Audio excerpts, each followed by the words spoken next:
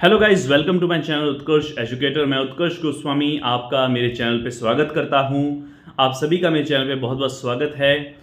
आज हम स्टार्ट करने वाले हैं क्लास 12th फिजिक्स का एक मेगा रिवीजन सीरीज और हम चैप्टर 1 से स्टार्ट करेंगे और हम लास्ट चैप्टर तक पूरी रिवीजन सीरीज को कंप्लीट करने वाले हैं। क्लास 12th का फिजिक्स का मेगा रिवीजन सीरीज का आज हम वीडियो लेक्चर सीरीज स्टार्ट करने वाले हैं गाइस। तो वीडियो को लास्ट तक जरूर देखिएगा क्योंकि आज हम कवर करेंगे इलेक्ट्रिक चार्जेस एंड फील्ड्स, जो कि आपका फिजिक्स पार्ट 1 का फर्स्ट चैप्टर है। इसको हम डिटेल में तो नहीं पढ़ेंगे इतना कि एक रिवीजन सीरीज है, तो एक समरी की तरह हर टॉपिक को मैं समरी की तरह आपको समझाऊंगा ताकि आपका एक रिवीजन हो जाए। और हम इसमें प्रैक्टिस क्वेश्चंस भी करेंगे, हम इसमें प्रैक्टिस न्यूमेरिकल्स भी करेंगे, एमसीक्यूज भी मैं आपको कराऊंगा और सब कुछ कराया जाएगा पर एक समरी के बेस पे कराया जाएगा। ठीक है, थ्योरी को समरी के बेस पे आपको समझाएंगे पूरा अच्छी तरह से और उसके प्रैक्टिस रिलेटेड क्वेश्चंस मैं आपको कराने वाला हूं। ठीक है, इस सेशन में भी मैंने कुछ क्वेश्चंस आपके लिए तैयार किए हैं और सेशन के लास्ट में एक न्यू वीडियो सीरीज में लाऊंगा जिसमें सिर्फ प्रैक्टिस क्वेश्चंस ही मैं आपको कराऊंगा। तो सीरीज को आप लास्ट तक जरूर देखिएगा और अपने फ्रेंड्स के साथ भी आप शेयर कीजिएगा क्योंकि ये क्लास 12 फिजिक्स का मेगा रिवीजन सीरीज है। तो पार्ट 1 हम स्टार्ट करते हैं। मैं कोशिश करूंगा कि कम से कम पार्ट्स में, केवल 2 पार्ट्स में ही मैं ये इलेक्ट्रोस्टैटिक्स का जो फर्स्ट चैप्टर है इलेक्ट्रिक चार्जेस एंड फील्ड्स, इसको मैं खत्म कर दूं। ठीक है, और अगले पार्ट्स में मैं आपके लिए एक नई चैप्टर का रिवीजन लेके आऊं। तो हम कोशिश करेंगे, चैप्टर वैसे बहुत बड़ा है, अगर मैं डिटेल्स में जाऊंगा तो कम से कम 10-15 वीडियोस बनेंगे, पर क्योंकि एक रिवीजन सीरीज है तो मैक्सिमम 3 पार्ट्स में मैं इस चैप्टर को कवर करूंगा। ओके, तो सबसे पहले पार्ट 1 आज हम स्टार्ट करने वाले हैं। वीडियो को लास्ट तक जरूर देखिएगा गाइस एंड इसको शेयर भी कीजिएगा और जो चैनल में नए हैं वो चैनल सब्सक्राइब जरूर कर लें। Okay, electric charges and fields का आज हम फर्स्ट टॉपिक पढ़ने वाले हैं, इलेक्ट्रिक चार्ज। देखिए, इलेक्ट्रिक चार्जेस एंड फील्ड्स ये इलेक्ट्रोस्टैटिक्स का पार्ट है। इलेक्ट्रोस्टैटिक्स क्या होता है? इलेक्ट्रोस्टैटिक्स, इलेक्ट्रो मतलब इलेक्ट्रिसिटी, स्टैटिक मतलब रेस्ट, स्टेशनरी। तो इलेक्ट्रोस्टैटिक्स फिजिक्स की वो ब्रांच होती है जिसमें हम रेस्ट चार्ज की, स्टेशनरी चार्जेस की स्टडी करते हैं। ठीक है, तो यहां पर सबसे पहले हम इलेक्ट्रिक चार्ज होता क्या है इसको समझते हैं। देखिए, इलेक्ट्रिक चार्ज एक फंडामेंटल प्रॉपर्टी है मैटर की जो कि इलेक्ट्रिक फोर्स का कॉज होता है और ये पॉजिटिव भी होता है एंड नेगेटिव भी होता है। इट कैन बी पॉजिटिव और नेगेटिव। ठीक है, तो ये ध्यान रखना बेटा, इलेक्ट्रिक चार्ज जो होता है ये मैटर की फंडामेंटल प्रॉपर्टी है। मैटर मतलब कि आप समझते हैं जो कि स्पेस को ऑक्यूपाई करता है उसे मैटर कहते हैं। जैसे मास होता था, ग्रेविटेशन चैप्टर में आपने 11th क्लास में पढ़ा होगा मास के बारे में। तो मास क्या होता था? मास भी एक फंडामेंटल प्रॉपर्टी थी मैटर की। ठीक है, उस सब्सटेंस में कितना अमाउंट ऑफ मैटर प्रेजेंट है उसे हम मास कहते थे, जिसको हम केजी में मेजर करते थे because it is measurable quantity. इसको हम माप सकते हैं, इसको अपन नाप सकते हैं, ये मेजरेबल होता है। ठीक है, उसी तरह इलेक्ट्रिक चार्ज भी, देखिए जो मास होता था वो ग्रेविटेशनल फोर्स का कॉज था। जिसमें मास होता है उसमें ग्रेविटेशनल फोर्स अप्लाई होता है, उसमें ग्रेविटी के रूल्स अप्लाई होते हैं।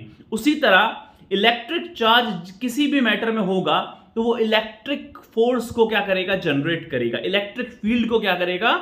जनरेट करेगा। तो इलेक्ट्रिक चार्ज एक फंडामेंटल प्रॉपर्टी है मैटर की जो कि पॉजिटिव भी हो सकती है, नेगेटिव भी हो सकती है और इलेक्ट्रिक फोर्स का ये कॉज है। ठीक है, यहां आप देख सकते हैं 2 चार्जेस यहां नजर आ रहे हैं, पॉजिटिव है, एक नेगेटिव है।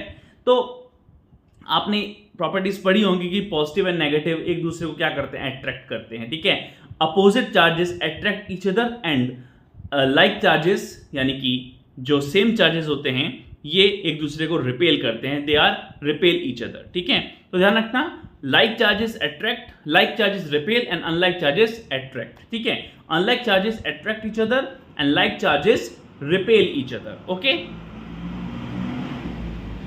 सो ये कुछ बेसिक प्रॉपर्टीज होती हैं इलेक्ट्रिक चार्ज की। इलेक्ट्रिक चार्ज की जो एसआई यूनिट होती है वो कूलाम्ब होती है। क्या होती है? कूलाम्ब। ठीक है, साइंटिस्ट चार्ल्स ऑगस्टिन दे कूलाम्ब के नाम पर, फ्रेंच फिजिसिस्ट थे, इनके नेम पर कूलाम्ब यूनिट रखी गई है, एसआई यूनिट रखी गई है किसकी? इलेक्ट्रिक चार्ज की। तो इलेक्ट्रिक चार्ज की यूनिट क्या होती है बेटा? कूलाम्ब होती है। ठीक है, Q इसका सिंबल होता है एंड यूनिट कूलाम्ब होती है। अब इलेक्ट्रिक चार्ज को कैसे प्रोड्यूस कर सकते हैं? देखिए, छोटी क्लासेस में आप पढ़ते आए हैं, ये कोई ज्यादा बड़ी बात नहीं है।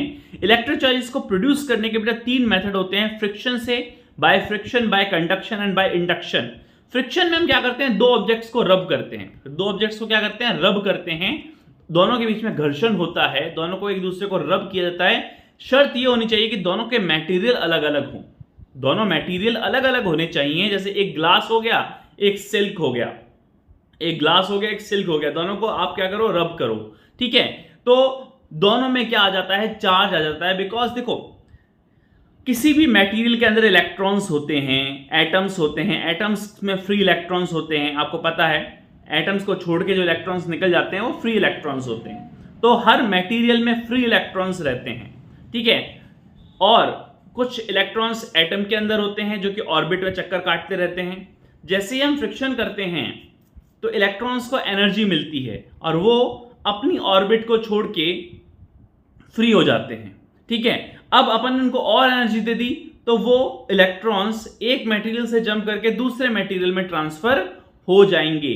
तो मान लो पहले एक मटेरियल पे 5 इलेक्ट्रॉन थे, फ्रिक्शन के बाद उस मटेरियल में 6 इलेक्ट्रॉन हो गए, यानी कि एक इलेक्ट्रॉन क्या आ गया, एक्स्ट्रा आ गया बाय फ्रिक्शन।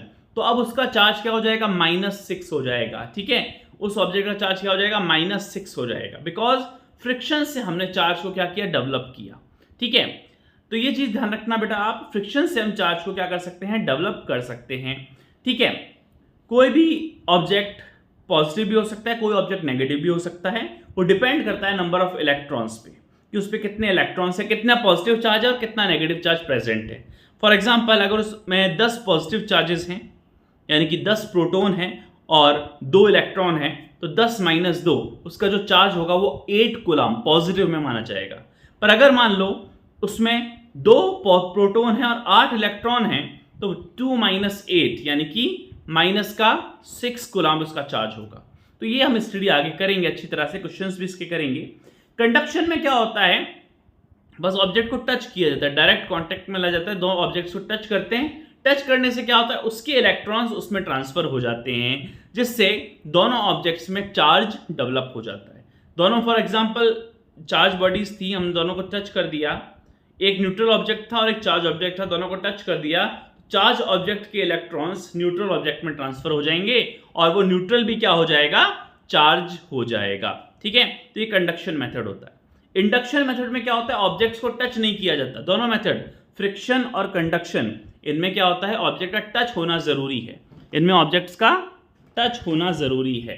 ठीक है, दोनों ऑब्जेक्ट, कंडक्शन में क्या होता है, जैसे ये न्यूट्रल है और ये पॉजिटिवली चार्ज है, तो मैंने इसको टच किया, तो फॉर एग्जांपल इसके कुछ इलेक्ट्रॉन्स यहाँ पॉजिटिव चार्ज में ट्रांसफर हो सकते हैं।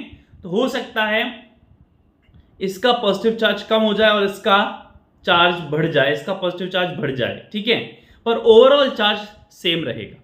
फॉर एग्जाम्पल ये 10 कूलम पॉजिटिव चार्ज है, इस ऑब्जेक्ट में 10 कूलम का पॉजिटिव चार्ज है एंड ये न्यूट्रल है, 0 चार्ज है।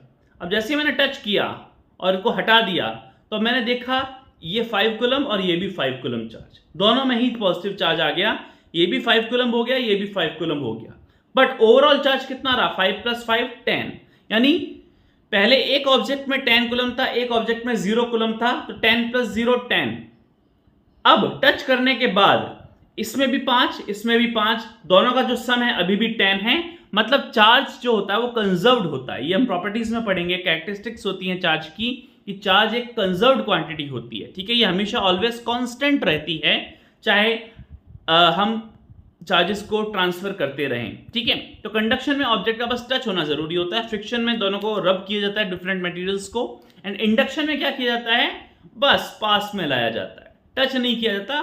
बस ऑब्जेक्ट के चार्ज, न्यूट्रल ऑब्जेक्ट है फॉर एग्जांपल ये, और ये पॉजिटिवली चार्ज है, इसको इसके पास ले जाऊंगा, टच नहीं करूंगा, पास ले जाऊंगा, तो होगा क्या, देखो ये न्यूट्रल है। न्यूट्रल का क्या मतलब होता है, जितने इसमें पॉजिटिव हैं उतने उसमें नेगेटिव भी हैं। मान लो इसमें 10 पॉजिटिव हैं और 10 नेगेटिव हैं, तो 10 - 10 0, ये न्यूट्रल हो गया। अब मान लो 10 नेगेटिव हैं इसमें और 10 पॉजिटिव भी हैं और ये नेगेटिवली चार्ज है, इसको मैं इसके पास लेके जा रहा हूं, तो होगा क्या, पॉजिटिव और नेगेटिव एक दूसरे को अट्रैक्ट करते हैं, तो इसके जितने भी पॉजिटिव चार्ज है वो यहां ऊपर आ जाएगा, इस नेगेटिव के कांटेक्ट में आने की कोशिश करेगा। तो यहां पर पॉजिटिव आ गया और नेगेटिव कहां चला गया, नीचे चला गया। अब फॉर एग्जांपल मुझे नेगेटिव चार्ज को सारा हटाना है, तो मैं क्या करूंगा, इस ऑब्जेक्ट की अर्थिंग कर दूंगा, ये इसके पास में ही रहेगा, और इस ऑब्जेक्ट की अर्थिंग कर दूंगा तो सारा नेगेटिव अर्थ में चला गया, और अर्थिंग को कट करके इस ऑब्जेक्ट को हटा दूंगा तो अब ये पॉजिटिवली चार्ज हो गया। मैंने सारा नेगेटिव भेज दिया। पहले क्या किया, नेगेटिव चार्ज को इसके पास ले गया, तो सारा पॉजिटिव चार्ज मैंने इस पोलराइज्ड कर दिया। पॉजिटिव यहां आ गया, नेगेटिव नीचे चला गया होगा। नेगेटिव तो दूर जाएगा ना, क्यों? क्योंकि ये नेगेटिव है, नेगेटिव नेगेटिव को रिपेल करता है, तो रिपेल्शन के कारण सारा नेगेटिव नीचे आ जाएगा, पॉजिटिव ऊपर रहेगा।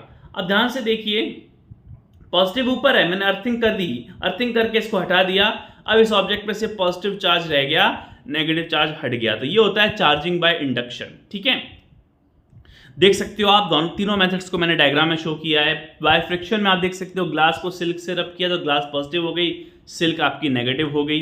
तो इलेक्ट्रॉन्स की शेयरिंग से, इलेक्ट्रॉन के ट्रांसफर से हम चार्ज को प्रोड्यूस कर सकते हैं। ओके, बाय कंडक्शन में हम ध्यान से देखेंगे, बाय कंडक्शन में टच करते हैं ऑब्जेक्ट्स को, बस टच किया जाता है।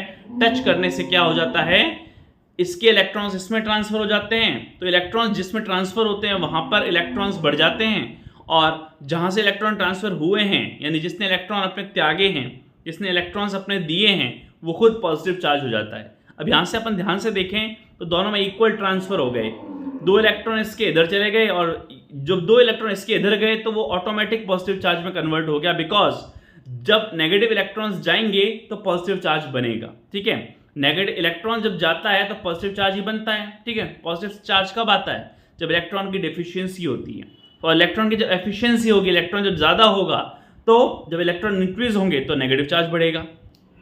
तो यहां देख सकते हैं, पहले ये पॉजिटिव चार्ज था, ये नेगेटिव चार्ज था, अब देख सकते हैं ध्यान से, तो पॉजिटिव नेगेटिव दोनों में बराबर चार्जेस नजर आ रहे हैं, 2 पॉजिटिव 2 नेगेटिव दोनों में हो गए, पर अभी भी ओवरऑल चार्ज कितना है बेटा, कांस्टेंट है। देखो ध्यान से, 4 माइनस का 4 0, अभी भी ध्यान से देखोगे दोनों में चार्ज 0 है, यानी टोटल चार्ज अभी भी 0 ही आ रहा है। इंडक्शन में ध्यान से देखें बेटा, इंडक्शन में ध्यान से देखो मेथड को। इंडक्शन में क्या करते हैं, देखिए ये पॉजिटिव चार्ज, ये न्यूट्रल ऑब्जेक्ट था जिसमें 3 पॉजिटिव 3 नेगेटिव थे, नेगेटिव चार्ज को इसके पास ले गया तो पॉजिटिव चार्ज इस साइड आ गया, बिकॉज वो नेगेटिव से अट्रैक्ट हुआ। फिर मैंने अर्थिंग कर दी, देखो ग्रीन कलर से अर्थिंग शो, ये अर्थिंग क्या करेगी, सारे इलेक्ट्रॉन्स को नीचे ले लेगी, और हम इस ऑब्जेक्ट को दूर कर देंगे। अब देखो अर्थिंग काट दी और ये ऑब्जेक्ट से पॉजिटिव चार्ज रह गया, यानी कि हमने नेगेटिव चार्ज को हटा दिया अर्थिंग से, और सिर्फ पॉजिटिव चार्ज ऑब्जेक्ट हो गया। तो किसी ऑब्जेक्ट को चार्ज करने के लिए हम तीनों मेथड में से किसी का यूज कर सकते हैं, जो एप्रोप्रिएट मेथड है, जो समय और परिस्थिति के अनुसार हम कोई भी मेथड लगा सकते हैं। ठीक है, इंडक्शन वैसे बहुत अच्छा मेथड होता है। इंडक्शन में बस पोलराइजेशन किया जाता है, पोलराइज्ड किया जाता है, चार्जेस का, आवेशों का ध्रुवीकरण किया जाता है, और हम एक चार्ज की अर्थिंग करके उस चार्ज को रिमूव कर देते हैं, और वो ऑब्जेक्ट पॉजिटिवली या नेगेटिवली चार्ज हो जाता है। ठीक है, तो ये था बेटा methods of producing electric charge. अब आते हैं कैरेक्टरिस्टिक्स ऑफ इलेक्ट्रिक चार्ज में। इलेक्ट्रिक चार्ज की क्या क्या कैरेक्टरिस्टिक्स होती हैं, क्या क्या प्रॉपर्टी होती हैं। ठीक है, तो प्रॉपर्टी पढ़ते हैं। इलेक्ट्रिक चार्जेस की क्या पढ़ते हैं बेटा, प्रॉपर्टीज पढ़ते हैं। तो सबसे पहली प्रॉपर्टी आ रही है क्वांटाइजेशन। क्वांटाइजेशन, ठीक है, क्वांटाइजेशन ऑफ इलेक्ट्रिक चार्ज। तो electric charge comes in discrete packets known as quanta and cannot be divided into smaller units। हमेशा ध्यान रखना बेटा, इलेक्ट्रिक चार्ज जो होता है वो डिस्क्रीट पैकेट्स में होता है, जिसे क्वांटा कहते हैं। जिसे क्या कहते हैं, क्वांटा कहते हैं। मतलब चार्ज को हम डिस्क्रीट पैकेट्स की फॉर्म में मान सकते हैं। ठीक है, एक डिब्बे की फॉर्म में मान सकते हैं। मान लो चार्ज है तो चार्ज डिब्बों की फॉर्म में आएगा, पैकेट्स की फॉर्म में आएगा। ठीक है, अब वो पैकेट्स का नाम क्या है, पैकेट्स का नाम दिया है क्वांटा, और इनको हम स्मॉलर यूनिट्स में डिवाइड कर, ये स्मॉलर यूनिट्स में डिवाइड नहीं हो सकती, can not be divided. Quanta जो होता है ना, एक डिब्बा, उसके 2 हिस्से नहीं किए जा सकते, ध्यान रखना। एक डिब्बा है तो पूरा डिब्बा रहेगा, वो क्वांटा कहलाता है। ठीक है, तो क्वांटाइजेशन का मतलब है कि चार्ज जो होता है, इलेक्ट्रिक चार्ज, ये डिस्क्रीट पैकेट्स की फॉर्म में है, जिसे क्वांटा कहते हैं, और वो क्वांटा जो होता है फर्दर डिवाइड नहीं हो सकता। The quanta of electric charge is electron. ध्यान रखना, इलेक्ट्रॉन को माना गया इलेक्ट्रिक चार्ज का क्वांटा। वैसे तो होल्स भी होते हैं, होल्स यानी कि प्रोटॉन्स भी होते हैं। ठीक है, बट इलेक्ट्रॉन्स को, यहां पर हम ये मान के चलेंगे कि इलेक्ट्रॉन्स क्या है, चार्ज का क्वांटा है। वैसे तो इलेक्ट्रॉन्स एंड प्रोटॉन्स दोनों को ही क्वांटा माना जाता है, बिकॉज दोनों ही क्या कॉज करते हैं, दोनों ही चार्ज को फॉर्म करते हैं, दोनों ही चार्ज के क्रिएशन के लिए रेस्पॉन्सिबल है। तो for example quanta of electric charge आपका इलेक्ट्रॉन कहलाएगा, ठीक है। अब देखिए इसका जो फॉर्मूला बना है वो Q is equals two plus minus NE बना है, और एलिमेंट्री चार्ज जो इलेक्ट्रॉन पर होता है वो होता है 1.6 × 10⁻⁻19 कूलम। तो इसको हम क्वांटा कहेंगे। It is a quanta of electric charge. Q is equals two plus minus NE। इसका क्या मतलब बेटा, इलेक्ट्रिक चार्ज जो है ये डिस्क्रीट पैकेट्स की फॉर्म में है, और वो इंटीग्रल मल्टीपल हैं इलेक्ट्रॉन के चार्ज के, इंटीग्रल मल्टीपल है इलेक्ट्रॉन के चार्ज की, ठीक है। इंटीग्रल मल्टीपल, n की वैल्यू 1 to इन्फाइनाइट चलेगी ध्यान रखना, पर कभी भी फ्रैक्शन में नहीं हो सकती, क्योंकि हम इलेक्ट्रिक चार्ज को डिवाइड नहीं कर सकते। ये क्वांटा है, क्वांटा को कभी भी आप डिवाइड नहीं कर सकते। क्वांटा इलेक्ट्रिक चार्ज का, यहाँ इलेक्ट्रॉन हम मान सकते हैं, इलेक्ट्रॉन भी है। सेमीकंडक्टर्स में हम प्रोटॉन्स को, यानी कि जो होल्स होते हैं उनको भी हम चार्ज करियर की फॉर्म में या क्वांटा चार्ज का मान सकते हैं, पर मेनली जो फंडामेंटल है वो इलेक्ट्रॉन है। तो the quanta of electric charge क्या माना जाएगा बेटा, इलेक्ट्रॉन माना जाएगा, ठीक है। अगर आपसे कोई पूछे कि क्वांटा ऑफ इलेक्ट्रिक चार्ज क्या होता है, तो बिना सोचे आप आंसर देना electron, because electron he movable है। प्रोटॉन मूव नहीं कर सकता, पॉजिटिव चार्ज मूव नहीं कर सकता, बट इलेक्ट्रॉन मूवेबल होता है बिकॉज उसमें काइनेटिक एनर्जी होती है। तो इलेक्ट्रॉन के जाने और आने से ही चार्ज डेवलप होते हैं। तो देखिए Q is equals two plus minus NE एक चार्ज का फॉर्मूला बना है। n का मतलब एक नेचुरल नंबर है बेटा, ठीक है।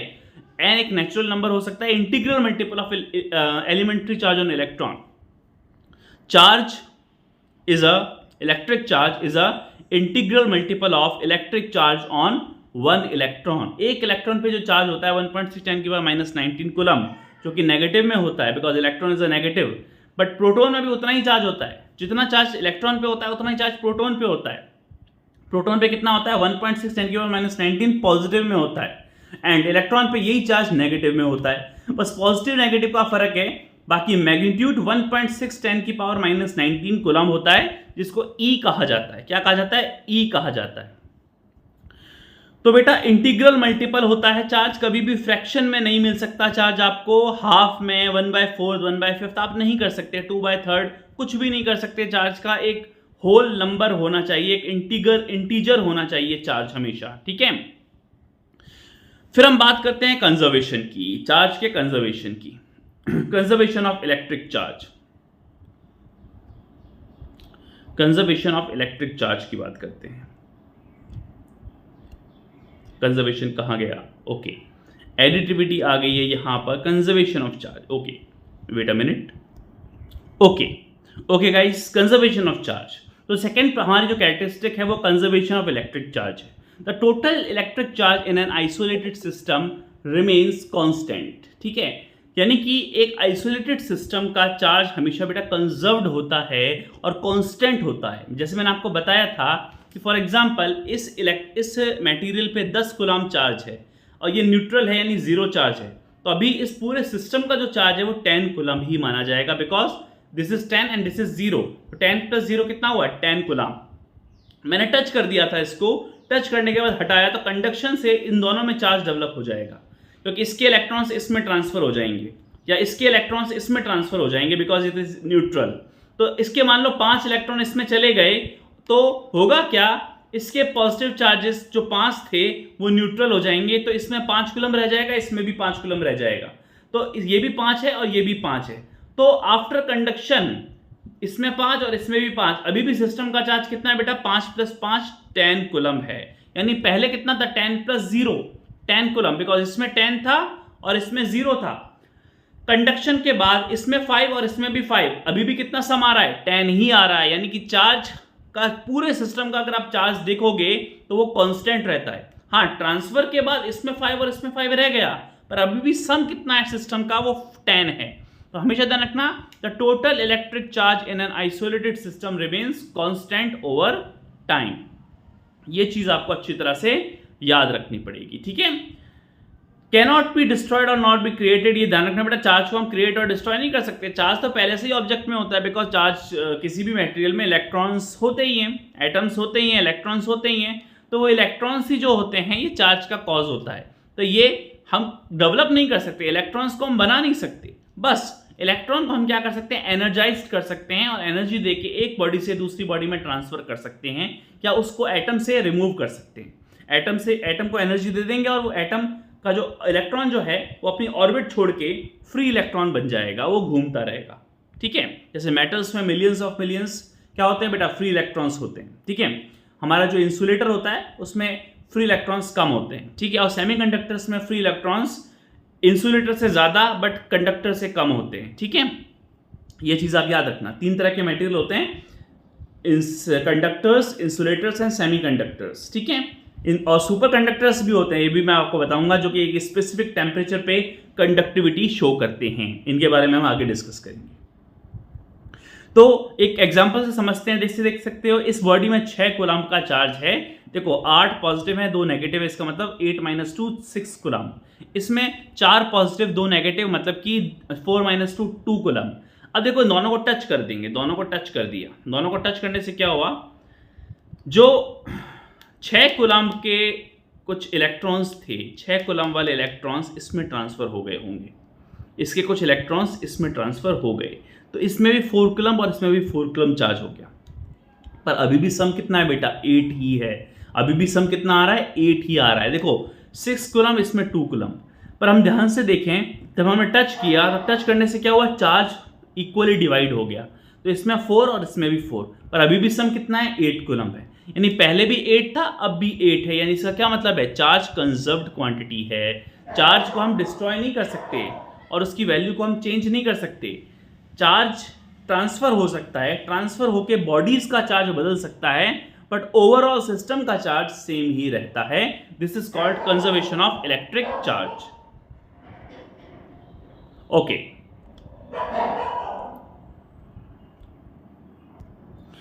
कैरेक्टरिस्टिक की एक लास्ट कैरेक्टरिस्टिक है, इलेक्ट्रिक चार्ज की कैरेक्टरिस्टिक की लास्ट कैरेक्टरिस्टिक है, एक लास्ट प्रॉपर्टी है, वो हम पढ़ते हैं एडिटिविटी। क्या पढ़ रहे हैं, एडिटिविटी। तो एडिटिविटी क्या होती है, वेट अ मिनट, एडिटिविटी क्या होती है। अब एडिशन प्रॉपर्टी हम पढ़ते हैं इलेक्ट्रिक चार्ज की। किसी भी सिस्टम में बहुत सारे चार्जेस हैं, तो उनका सम कैसे किया जाता है।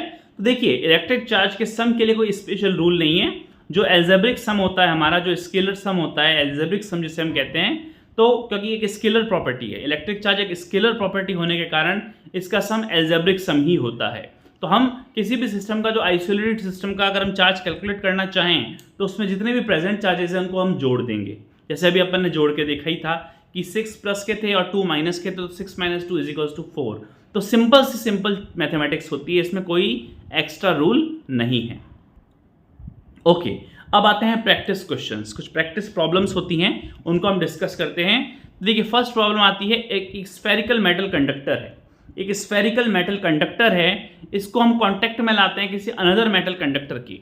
If a spherical metal conductor is brought in contact with another metal conductor, then charge of 2 × 10⁻11 coulomb is found in spherical metal conductor. Then tells the number of electrons present in it.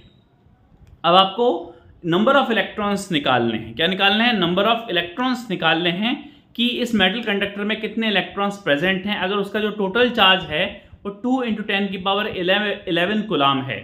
ठीक है, एक metal conductor को दूसरे metal conductor से touch किया, तो जो पहला वाला मेटल कंडक्टर था उसमें 2 × 10⁻11 कूलम चार्ज पाया गया। अब आपको नंबर ऑफ इलेक्ट्रॉन्स प्रेजेंट बताने हैं, तो इसको हम सॉल्व करेंगे। इसको हम क्या करेंगे, सॉल्व करके देखते हैं। ओके गाइस, तो इस क्वेश्चन में देखो क्या दे रखा है, चार्ज जो Q है उसकी वैल्यू आपको दे रखी है 2 × 10⁻11 कूलम।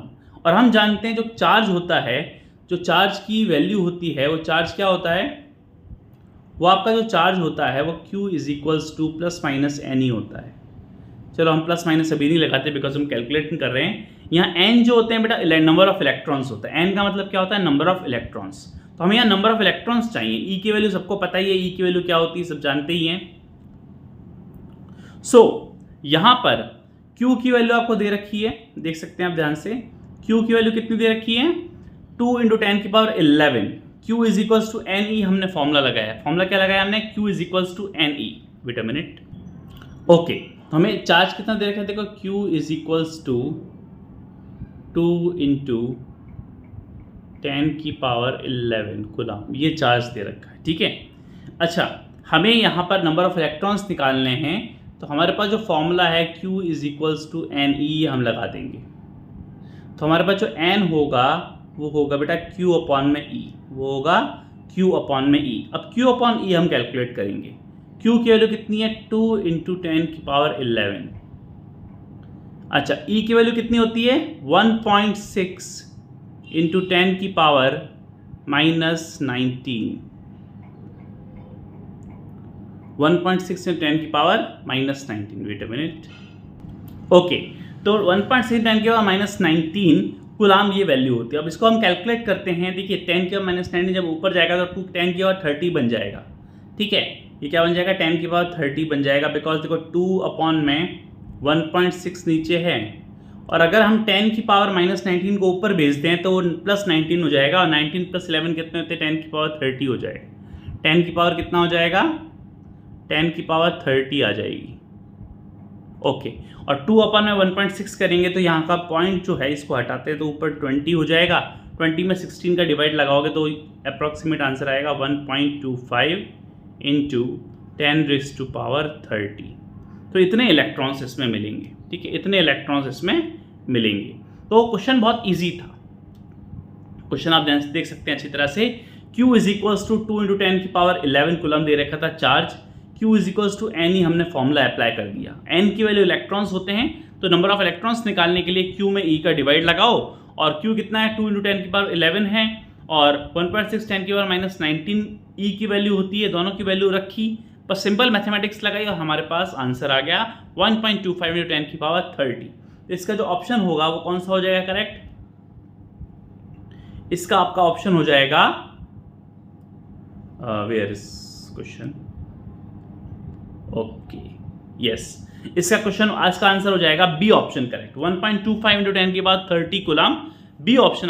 कूलम नहीं, सॉरी नॉट इस कूलम, बिकॉज ये नंबर ऑफ इलेक्ट्रॉन्स हैं तो इसकी कोई यूनिट नहीं होगी। चार्ज की यूनिट कूलम होती है, इसकी कोई यूनिट नहीं होगी, बिकॉज ये नंबर ऑफ इलेक्ट्रॉन्स हैं प्रेजेंट है ना स्फेरिकल मेटल कंडक्टर। तो 1.25 10 की पावर 30 आपका आंसर आ जाएगा। ओके, सेकंड क्वेश्चन में चलते हैं हमारे, जो कि ये कह रहा है 2 ग्राम मेटल कंडक्टर है। क्या है, 2 ग्राम का एक मेटल कंडक्टर है जिसमें 3 इंटू 10 की पावर 11 इलेक्ट्रॉन्स प्रेजेंट हैं। If that metal conductor is divided into 2 equal parts of 1 ग्राम, यानी दोनों को आधा आधा कर दिया, तो अब उसमें इलेक्ट्रिक चार्ज कितना है, हर पार्ट में, ईच पार्ट में इलेक्ट्रिक चार्ज कितना है वो आपको कैलकुलेट करना है। तो 2 ग्राम के मेटल में 3 इंटू 10 की पावर 11 इलेक्ट्रॉन्स हैं। अगर मेटल कंडक्टर को 2 इक्वल पार्ट्स में डिवाइड कर दिया जाए तो 1 ग्राम में, 1 ग्राम जो दोनों पार्ट हो जाएंगे उसमें इलेक्ट्रिक चार्ज कितना होगा वो आपको बताना है। उसमें कितना इलेक्ट्रिक चार्ज होगा वो आपको क्या करना है, यहाँ कैलकुलेट करना है, ठीक है। तो 2.403 इंटू 10 की पावर -8, 1.5 इंटू 10 की पावर -11, 1.403 इंटू 10 की पावर -10 एंड 2.403 इंटू 10 की पावर -19 कूलम, ये हमारे पास ऑप्शंस दे रखे हैं, ठीक है। तो हम इसको कैलकुलेट करते हैं। ओके, 2 ग्राम के मेटल में, मेटल कितना है 2 ग्राम का, 2 ग्राम के मेटल में 3 इंटू 10 की पावर 11 इलेक्ट्रॉन्स हैं, यानी 3 इंटू 10 की पावर 11 इलेक्ट्रॉन 2 ग्राम मेटल में है। तो हम 1 ग्राम की अगर हम बात करें तो इलेक्ट्रॉन्स का नंबर जस्ट आधा हो जाएगा। 3 इंटू 10 की पावर 11 है तो वो उसका जस्ट हाफ कर लो, तो हाफ करेंगे तो देखो कितना हो जाएगा 1.5 इंटू 10 की पावर 11 इलेक्ट्रॉन्स। सभी में 1.5 इंटू 10 की पावर 11 इलेक्ट्रॉन्स आ जाएंगे। हाफ कर लिया अपन 1 ग्राम में। अब चार्ज कितना है वो निकालना है, तो 1 ग्राम में चार्ज कितना हुआ, अगर मैं आपसे पूछूं 1 ग्राम में कितना चार्ज हुआ, तो चार्ज निकालने के लिए एक फॉर्मूला है हमारे पास, Q is equals to NE। तो नंबर ऑफ इलेक्ट्रॉन्स को इलेक्ट्रॉन के चार्ज से मल्टीप्लाई कर दो, तो नंबर ऑफ इलेक्ट्रॉन्स तो हमारे पास आ गए। ये N की वैल्यू है आपकी 1.5 10 की पावर 11, 1.5 इंटू 10 की पावर 11 आपकी N की वैल्यू है। इसको इलेक्ट्रॉन के चार्ज से मल्टीप्लाई कर दो, यानी 1.6 इंटू 10 की पावर -19। इससे मल्टीप्लाई कर देंगे तो हम कैलकुलेट करें तो 19 माइनस का 11 प्लस का, पहले पावर्स को सॉल्व करो। पावर्स को सॉल्व करोगे तो 19 माइनस का 11 प्लस का तो माइनस का 8 आ जाएगा। ठीक है, कितना आ जाएगा? माइनस का 8। और 1.5 को 1.6 से मल्टीप्लाई करेंगे तो अप्रॉक्सीमेटली 2.403 नॉट 3, अप्रॉक्सीमेटली 2.40 इंटू 10 की पावर 8 माइनस का कूलम्ब चार्ज। ठीक है, तो क्योंकि हमने पूरी वैल्यू ली नहीं है, 1.602 समथिंग होती है, तो यहाँ पर हमने 1.6 10 के पावर -19 लिया है, इसलिए अप्रॉक्सीमेट आंसर आएगा तो 2.40 इंटू 10 के पावर -8, यानी आपका कौन सा ऑप्शन करेक्ट हो जाएगा? आपका ऑप्शन हो जाएगा ये वाला ऑप्शन करेक्ट हो जाएगा। ए ऑप्शन आपका यहाँ पर करेक्ट हो जाएगा। हाँ, ए ऑप्शन आपका यहाँ पर क्या हो जाएगा? करेक्ट हो जाएगा। माइनस का 2.403 टू 10 की पावर -8 कूलम्ब चार्ज। ठीक है, तो ये क्वेश्चन नंबर 2 था हमारा, जिसमें हमने 2 ग्राम मेटल कंडक्टर के लिए हमने देखा कि 3 × 10 की पावर 11 इलेक्ट्रॉन्स है इसमें। अगर मेटल कंडक्टर को 2 इक्वल हाफ्स में है, 2 इक्वल पार्ट्स में डिवाइड करें तो 1-1 ग्राम का जो मेटल होगा उसमें कितने इलेक्ट्रॉन्स आएंगे, उसमें कितना चार्ज आएगा, इलेक्ट्रिक चार्ज आएगा, वो आपको यहाँ पर कैलकुलेट करना था। तो हमने कैलकुलेट किया, जो कि आंसर आया 2.403 × 10 की पावर -8 coulomb. Next question, the charge on the body is Q1 and it is used to charge another body by induction. एक बॉडी में चार्ज Q1 है और हम उस बॉडी को is used to charge another body by induction, और ये another body को इंडक्शन से चार्ज कर रही है। ठीक है, ये जो बॉडी है यूज हो रही है किसी दूसरी बॉडी को चार्ज करने के लिए बाय इंडक्शन, यानी कि टच नहीं कर रहे, बस पास ला रहे हैं। इसमें Q1 चार्ज है और आफ्टर इंडक्शन सेकेंड बॉडी में चार्ज Q2 हो जाता है, यानी इसका चार्ज Q1 है और इसका चार्ज Q2 है। तो आपको बताना है कि कौन सा ऑप्शन करेक्ट है।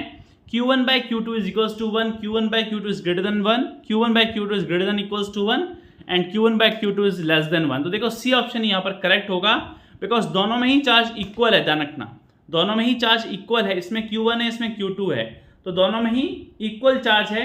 तो Q1 is equals to Q2, because induction में क्या होता है, जितना चार्ज इसमें होता है उतना ही इसमें डेवलप हो जाता है। तो इंडक्शन में होता क्या है, इक्वल चार्ज ही रहते हैं। ठीक है, जनरल वे में देखें तो इक्वल चार्ज रहते हैं। फॉर एग्जांपल, अगर Q1 ज्यादा हुआ बेटा, Q1 ज्यादा हुआ तो Q2 में थोड़ा कम चार्ज आएगा। ठीक है, या तो इक्वल चार्ज आते हैं या कम चार्ज आते हैं। तो ग्रेटर देन इक्वल्स टू का रूल रहता है, रखना ग्रेटर देन इक्वल्स टू 1 का यहाँ पर रूल रहता है। ठीक है, क्योंकि यहाँ पर Q1 पे तो जो चार्ज बॉडी है Q1, उसको इंडक्शन से हमने चार्ज किया, तो दूसरी बॉडी में Q2 चार्ज डेवलप होता है। तो हमेशा ध्यान रखना, जो Q2 चार्ज डेवलप होगा वो Q1 से तो कम ही होगा, पर कभी कभी केसेस में बराबर भी होता है, कई केसेस में बराबर भी होता है।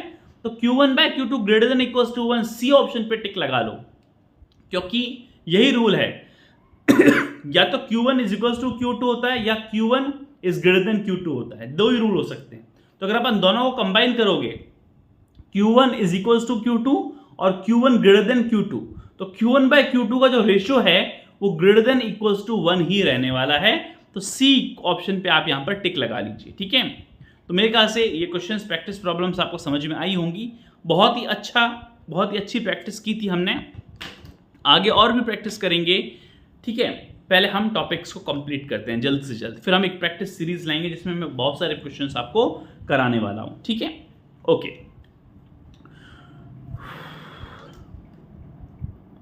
Okay okay okay. तो गोल्ड लीफ इलेक्ट्रोस्कोप ये हम पढ़ने वाले हैं। गोल्ड लीफ इलेक्ट्रोस्कोप, ये देखो इंडक्शन पे बेस है। ये किस पे बेस है? इंडक्शन पे बेस है। इंडक्शन पे क्या करते थे, ये ऑब्जेक्ट था, इसके पास दूसरा ले आते थे। अब इसका जो चार्ज होता था वो दूसरे चार्ज को, इसके अपोजिट चार्ज को अट्रैक्ट करेगा। ये अगर नेगेटिव है तो ये पॉजिटिव को अपनी ओर अट्रैक्ट करेगा, तो सारा पॉजिटिव ऊपर आ जाएगा और हम नीचे से अर्थिंग लगा देंगे। अर्थिंग लगा के उसके जो नेगेटिव चार्ज है उसको हटा देंगे, तो ऑब्जेक्ट जो है वो पॉजिटिवली चार्ज रह जाएगा। ठीक है, तो ये होता था इंडक्शन मेथड में। ठीक है, किसमें होता था? Induction method. तो इंडक्शन का ही यूज इलेक्ट्रो स्कोप में किया जाता है, गोल्ड लीफ इलेक्ट्रोस्कोप में। ये चार्ज को मेजर करता है। किसको मेजर करता है? चार्ज को डिटेक्ट भी करता है और जो एडवांस आते हैं वो मेजर भी करते हैं। ठीक है, तो डिटेक्ट करने वाला तो आप घर पे भी बना सकते हो। यहाँ गोल्ड की स्ट्रिप्स का यूज किया जाता है, जबकि आप एल्यूमिनियम फॉइल का यूज कर सकते हो। ठीक है, गोल्ड लीफ सभी के पास प्रेजेंट नहीं होती, तो कोई दिक्कत की बात नहीं है। आप इलेक्ट्रोस्कोप के लिए एल्यूमिनियम फॉइल लो और उनको एक कंडक्टर के साथ, एक मेटल कंडक्टर के साथ जोड़ दो, ठीक है। ऊपर की जो टिप है, ये जो टॉप होता है इसका, ये मेटल का होना चाहिए, ठीक है। ये क्या होना चाहिए? मेटल का। टच नहीं करना है, टच नहीं करना है उसे। इसमें तो देखो टच कर दिया थोड़ा सा इसने, टच नहीं करना है, बस पास लेके आना है। टच कर सकते हो वैसे, कोई दिक्कत की बात नहीं, कंडक्शन हो जाएगा। टच करोगे तो कंडक्शन हो जाएगा, पर आपको पास लेके जाना है, ठीक है। अब होता क्या है इसमें, जब हम इसको टच करते हैं तो ये जो लीव्स होती हैं पहले इस तरह से थी, जैसे हमने इसको टच किया या इसके पास लेके आए, ये लीव्स ऐसे हो जाती हैं। तो इससे पता चलता है कि ऑब्जेक्ट चार्ज्ड ऑब्जेक्ट है। कैसे काम करता है ध्यान से देखिए।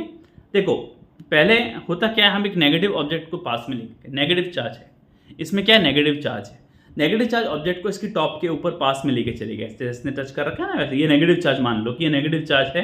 ये जो रॉड है ऊपर, ये नेगेटिवली चार्ज है, ये रॉड नेगेटिवली चार्ज है, ठीक है। अब मैं नेगेटिवली चार्ज लेके जा रहा हूँ तो ये पॉजिटिव को अपने और अट्रैक्ट करेगी, तो सारे पॉजिटिव ऊपर चले जाएंगे।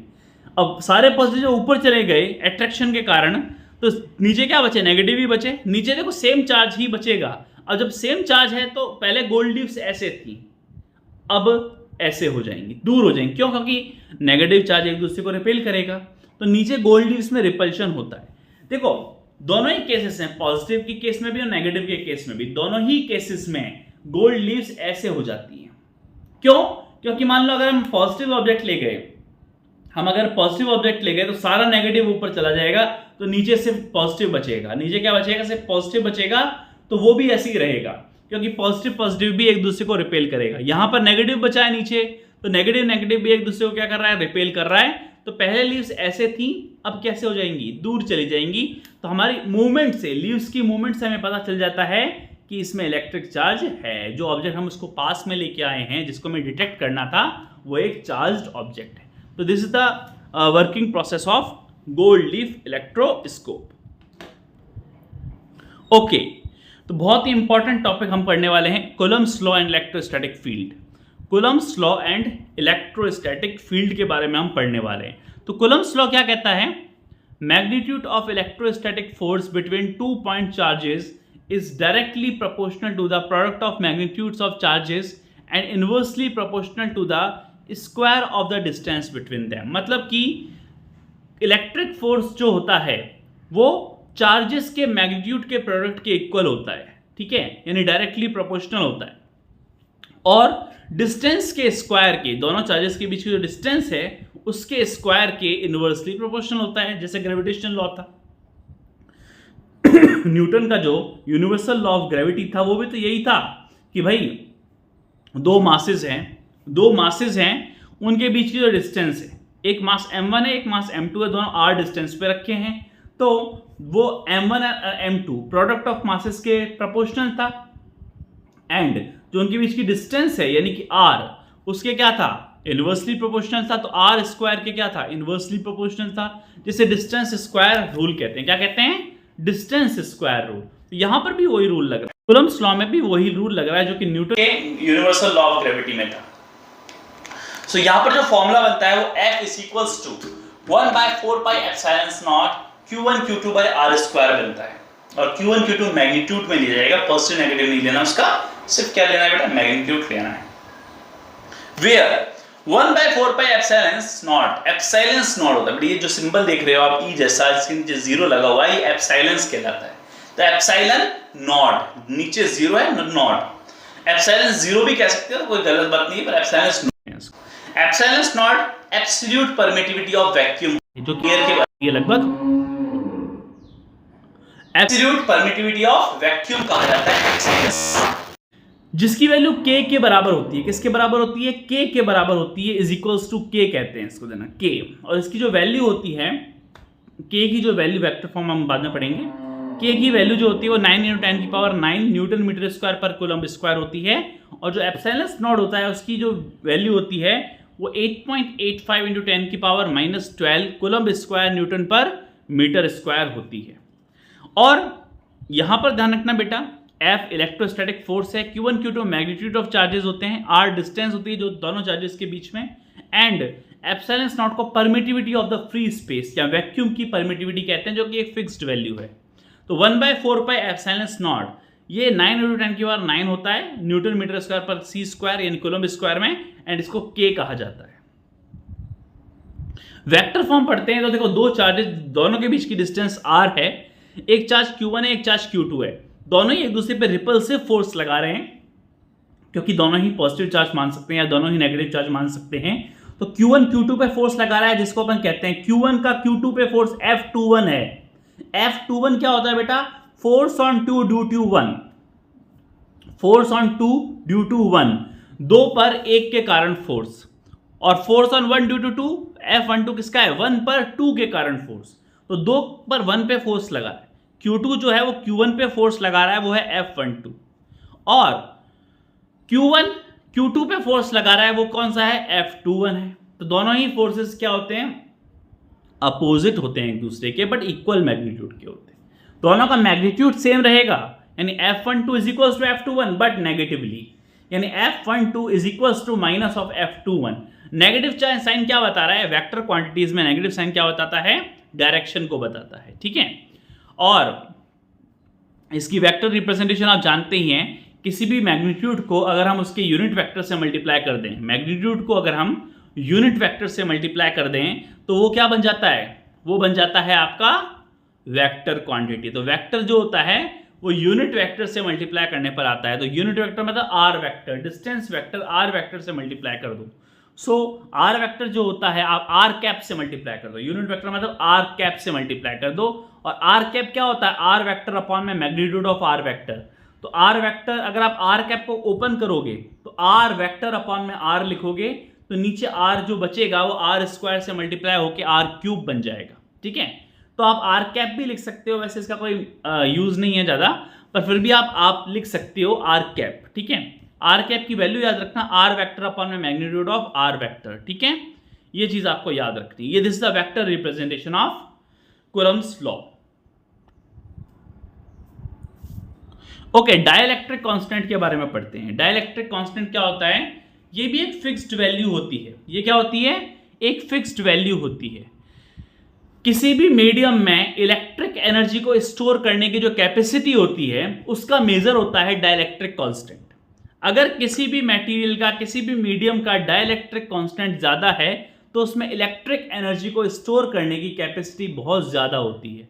इलेक्ट्रिक एनर्जी को स्टोर करने की कैपेसिटी यानी उसकी जो कैपेसिटेंस होती है, उसकी जो कैपेसिटी होती है, जिसे हम कैपेसिटेंस कहते हैं, हम इलेक्ट्रिसिटी में उसको क्या नाम देते हैं? कैपेसिटेंस कहते हैं। तो कैपेसिटेंस इसकी ज्यादा होती है दान किसकी? जिसकी डाइलेक्ट्रिक कांस्टेंट की वैल्यू ज्यादा होती है। तो डाइलेक्ट्रिक कांस्टेंट इसे रिलेटिव परमिटिविटी कहते हैं। It is a measurable amount of materials ability to store electric charge. कौन कितना इलेक्ट्रिक चार्ज स्टोर कर सकता है, कौन कितनी इलेक्ट्रिक एनर्जी को अपने अंदर स्टोर कर सकता है, उसका मेजर होता है डाइलेक्ट्रिक कांस्टेंट। अब देखो relative dielectric constant ER is a relative permittivity. Relative permittivity जो होती है वो permittivity of the material upon में परमिटिविटी ऑफ वैक्यूम। किसी भी मटेरियल की परमिटिविटी को उसकी वैक्यूम की परमिटिविटी या स्पेस की परमिटिविटी या फ्री यानी हमारे एयर की परमिटिविटी से डिवाइड कर देंगे। एयर की कहो, स्पेस की कहो या वैक्यूम की कहो, दोनों की वैल्यू लगभग सेम रहती है, ठीक है। तो ध्यान रखना, अगर आप मटेरियल की परमिटिविटी को एप्सिलॉन नॉट से डिवाइड कर दोगे, एप्सिलॉन नॉट क्या होता है? वैक्यूम की परमिटिविटी, उससे डिवाइड कर दोगे तो रिलेटिव परमिटिविटी आता है ER is equals to E upon में एप्सिलॉन नॉट। अब यहां पर ध्यान रखना बेटा, ER की वैल्यू एयर के लिए 1.0006 होती है, जो कि लगभग 1 के इक्वल है, जो कि हमारा वैक्यूम के बराबर होता है। वाटर की 80 होती है, यानी वाटर में काफ़ी अच्छी कैपेसिटी होती है इलेक्ट्रिक एनर्जी यानी इलेक्ट्रिक चार्जेस को स्टोर करने की, ठीक है। ग्लास हमारा बहुत अच्छा है, 5 to 10 होती है, मॉडरेट टाइप है, अच्छा है, बढ़िया है। ग्लास भी अच्छे चार्जेस को क्या करता है? अपने ऊपर स्टोर करके रखता है। मेटल जो है इसकी 1 होती है, मेटल की क्या होती है? 1 होती है, और ये कंडक्टर होता है। क्या होता है? It is a conductor of electricity. इसकी ER क्या होती है? Approximately equals to 1। तो इसमें मेटल की ER अप्रोक्सीमेटली इक्वल्स टू क्या लिखी है? 1 लिखिए यहां पर, ठीक है, किसकी, मेटल की। ओके, तो ये था बेटा डाइलेक्ट्रिक कांस्टेंट के बारे में। अब कुछ हम प्रैक्टिस प्रॉब्लम्स ले लेते हैं। तो what is the force between two small charges, जिनके चार्जेस आपको दे रखे हैं 2 × 10⁻⁷ एंड 3 × 10⁻⁷ और 30 सेंटीमीटर अपार्ट है, मतलब दोनों के बीच जो डिस्टेंस है वो 30 सेंटीमीटर है। तो इसको सॉल्व करते हैं, बहुत ही ईजी क्वेश्चन है। दोनों के चार्जेस देखते हैं 2 × 10⁻⁷ एंड 3 × 10⁻⁷, और दोनों की जो डिस्टेंस है वो 30 सेंटीमीटर पे है, तो हम मीटर में चेंज कर लेंगे, कोई दिक्कत की बात नहीं है। तो इसको हम पहले सॉल्व करते हैं, ठीक है। तो आइए चलते हैं बोर्ड की तरफ, उसमें हम सॉल्व करेंगे इसको। तो भाई देख सकते हो आप, चार्ज जो है फोर्स की जो वैल्यू आपको निकालनी है, सब कुछ दे रखा है आपको। Q1 दे रखा है कितना, 2 × 10⁻⁷, और Q2 कितना दे रखा है, 3 × 10⁻⁷, और R की वैल्यू कितनी दे रखी है, 30 सेंटीमीटर, जिसको अपन कन्वर्ट करेंगे तो 30 को मीटर में कन्वर्ट करने के लिए 10⁻⁻² से मल्टीप्लाई कर दो, तो ये मीटर में कन्वर्ट हो जाएगा, ठीक है। बहुत इजी है। अब इतना सब कुछ तो अपन कर ही सकते हैं। अब आपको बस फॉर्मूला लगाना है और कुछ भी नहीं लगना, K⁴ ये फॉर्मूला होता है। तो फोर्स जो होता है वो आपको सबको पता है बेटा, K मतलब 1/4πε0 Q1 Q2 r², ये लगाओ। तो K की वैल्यू सब जानते हैं, 9 × 10⁹ होती है। और Q1 की वैल्यू कितनी है, Q1 की वैल्यू कितनी दे रखी है, 2 × 10⁻⁷, 2 × 10⁻⁷ इंटू में Q2 की वैल्यू 3 × 10⁻⁷ अपॉन में नीचे क्या है इसके r², r कितना है, 30 × 10⁻⁻², 30 × 10⁻⁻² का स्क्वायर। अब इसको आपको सॉल्व करना है, इसको सॉल्व करो तो देखो -7 क्या हो गया, माइनस का 14 हो गया, 14 में से 9 गए तो कितना बचा, 5 बचा, और 9 2 18, 18 3 54, तो 54 तो आई गया इंटू 10 की पावर कितना हो जाएगा, -5 अपॉन में ये 30 का स्क्वायर कर दे तो 900 हो जाता है, और -4 900 इंटू 10 की पावर -4। इसको सॉल्व कर लो, -4 और +2 ये दो पावर्स होती हैं, तो -4 + 2 कितना हो गया, -2 ऊपर जाएगा तो +2 बन जाएगा, और 54 में किसका डिवाइड लग जाएगा, 9 का, 54 में 9 का डिवाइड लग जाएगा, और 10 की पावर -5 ऊपर है, नीचे हो जाएगी +2 या -2 ऊपर जाएगी तो +2 हो जाएगी, तो 10 की पावर -5 से +2 माइनस करोगे तो -3 आएगा, 10 की पावर -3 आएगा, और 9 में 54 का डिवाइड लगा लो तो कितना हो जाएगा, 6 × 10 की पावर -3 न्यूटन। ये फोर्स है। ये था बेटा क्वेश्चन, ये था क्वेश्चन। अब ध्यान से देख लो क्वेश्चन को अच्छी तरह से, कोई दिक्कत की बात नहीं है। Q1 Q2 की वैल्यू दे रखी थी, R की वैल्यू दे रखी है, F = K Q1 Q2 r² अपन ने लगाया है, K की वैल्यू 9 10 की पावर 9, और Q1 Q2 हमने वैल्यू रख दी है, r² हमने कर ही दिया है, 30 × 10 की पावर -2 का होल स्क्वायर कर दिया, और हमारे पास जो वैल्यू आई है वो 6 × 10 की पावर -3 न्यूटन आई है। तो देखते हैं कौन सा ऑप्शन करेक्ट आ रहा है। हमारा जो ऑप्शन करेक्ट आ रहा है वो आ रहा है ए ऑप्शन करेक्ट, नहीं बी ऑप्शन करेक्ट आ रहा है, 6 × 10 की पावर -3 मीटर। बहुत ईजी क्वेश्चन था, कुछ ज़्यादा हार्ड नहीं था, बस K Q1 Q2 r² लगाना था और कुछ नहीं करना था। क्वेश्चन नंबर 5 सबका होमवर्क क्वेश्चन है, बहुत ही ईजी क्वेश्चन है, पर सभी ट्राई करके लाएंगे, ठीक है। नेक्स्ट टॉपिक में बताऊंगा मैं आपको, नेक्स्ट वीडियो में आपको मैं बताऊंगा कि भाई इस क्वेश्चन को कैसे करना है। बाकी एक बार आप ट्राई ज़रूर करो इसको। 2 पॉइंट्स चार्जेस दे रखे हैं, +3 कूलम माइक्रोकूलम के और +4 माइक्रोकूलम के, दोनों एक दूसरे को रिपेल कर रहे हैं। तो जो फोर्स है each other with a force of 10 Newton, दोनों में जो फोर्स लगा रहे हैं +3 और +4 दोनों एक दूसरे पे जो फोर्स लगा रहे हैं वो +10 का लगा रहे हैं, 10 न्यूटन का फोर्स लगा रहे हैं। तो अगर उन दोनों के बीच में एक एडिशनल चार्ज -6 रख दिया जाए तो नया फोर्स कितना होगा ये आपको बताना है। तो ये क्वेश्चन मैं आप पर छोड़ता हूं। ये लास्ट क्वेश्चन था आज हमारा, प्रैक्टिस प्रॉब्लम्स आज हमारी कंप्लीट हो गई। ये लास्ट क्वेश्चन था प्रैक्टिस सेशन का, और हमारी थ्योरी भी लगभग कंप्लीट हो गई है किसकी, कूलम लॉ तक, ठीक है। जो कूलम्स लॉ है, कूलम्स का जो इलेक्ट्रोस्टैटिक फोर्स का जो लॉ है, ये हमने कंप्लीट कर लिया है अच्छी तरह से, एक रिवीजन सीरीज की तरह हमने किया है। कुछ क्वेश्चंस मैंने आपको कराए, कूलम का वेक्टर फॉर्म बताया, डाइलेक्ट्रिक कांस्टेंट क्या होता है इसके बारे में मैंने आपको बताया, एंड कूलम लॉ क्या होता है, हमने गोल्डी इलेक्ट्रोस्कोप के बारे में पढ़ा, हमने कुछ प्रैक्टिस प्रॉब्लम्स की, हमने इलेक्ट्रिक चार्ज के बारे में पढ़ा, इलेक्ट्रिक चार्ज की कैरेक्टरिस्टिक्स के बारे में पढ़ा, क्या क्या प्रॉपर्टीज़ होती हैं, मेथड्स क्या होते हैं चार्ज को प्रोड्यूस करने के, और इलेक्ट्रिक चार्ज की यूनिट क्या होती है, और इलेक्ट्रिक चार्ज होता क्या है, ये सब हमने आज अच्छी तरह से पढ़ा है सेशन नंबर 1 में। तो पार्ट 1 था।